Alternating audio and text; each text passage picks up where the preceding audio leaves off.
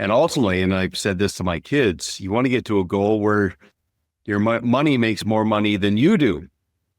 But it's easy to get really fixated on the quantitative, the numbers. And of course, that's important.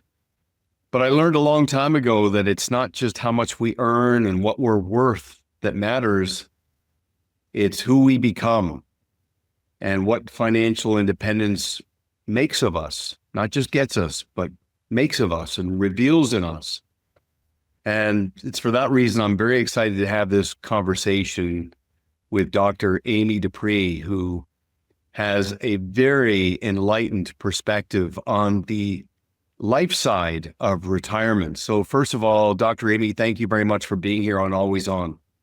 Thanks, Duncan. It's a pleasure to be here with you. Yeah, and so let's talk about how you collaborate with financial professionals to make sure that the clients have as much emphasis on the qualitative side of financial independence and retirement, not just getting to their number. Yeah, and as I heard you do that introduction, Duncan, I have to say, I've drunk your Kool-Aid because I believe everything you just said.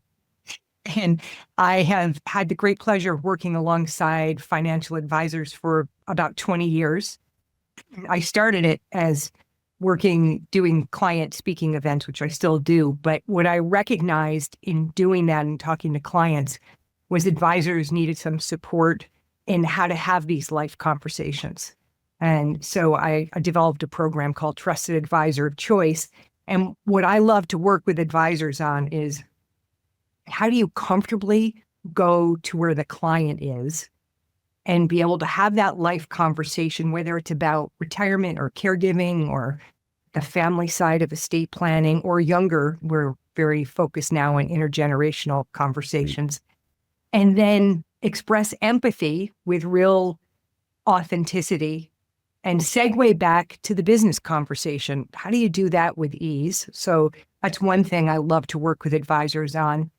And then in doing all that, what I realized was as they started having these life conversations with clients, they also wanted to have resources to offer the client on the life side. They said to me, it's a little bit like I've opened up a wound without a bandage. I've got financial solutions, but I want to do more than just empathy.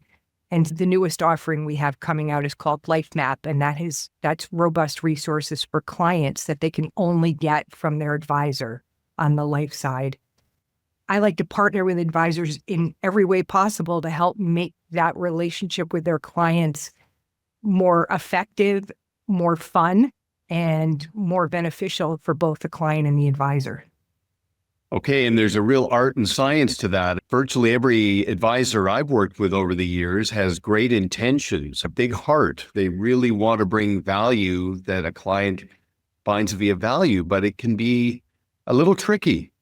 So to combine intention and that authenticity with a process, a map, a blueprint that somebody can follow, just can maintain the authenticity and the purity of the intention, but just give it a little bit more predictability. But ultimately, as the world has shifted to advisory, as clients have moved further down the track based on demography and complexity of needs, especially in these last 5 years, the concept of what it means to be fee worthy, to really strengthen loyalty, to get out in front of evolving needs for constant engagement and empowerment. And then, of course, advocacy, that bedside manner, that impact on someone's life, not just their finances, is so incredibly profound. So I'd love for you to share some examples of how this has impacted a relationship, to strengthen it, to create advocacy, referability, and things like that. Be great. And I love what you just said. And I think every advisor obviously wants to retain their clients, and they want to attract new clients that fit who they are as well. And I'll tell you, the biggest thing I see, Duncan, it's just what you said. Advisors feel compassion and empathy and care about their clients. I think the biggest gap is in whether they convey that effectively to their clients.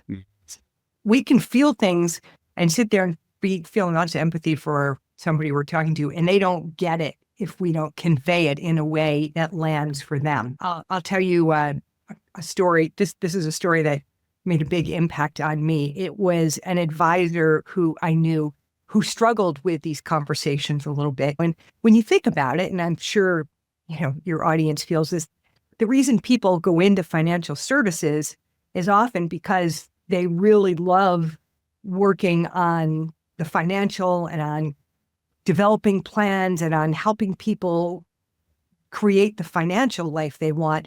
And then now all of a sudden we've turned everything around and said, okay, but we also want you to really focus on people's lives.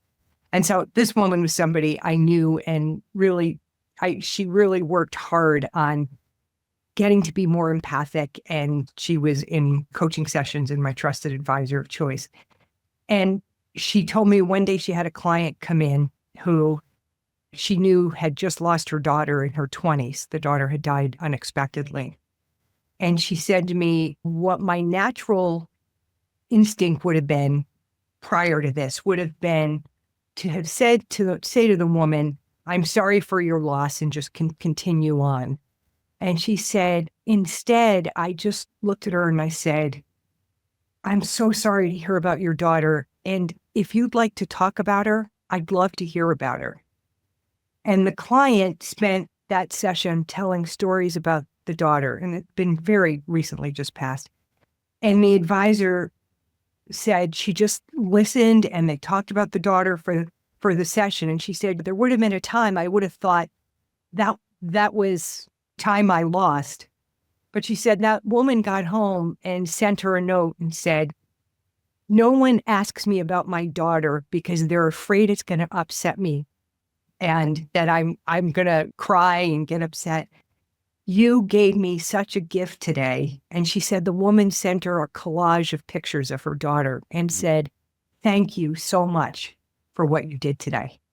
And the woman said to me, I was afraid to go there in the past. And now I get that if you're just real and you respond to your clients like people, the benefit of this is unbelievable in what it does for business. And she and I talked about the fact, not only was that a client for life, but probably that woman was going to be a great referral source to this advisor.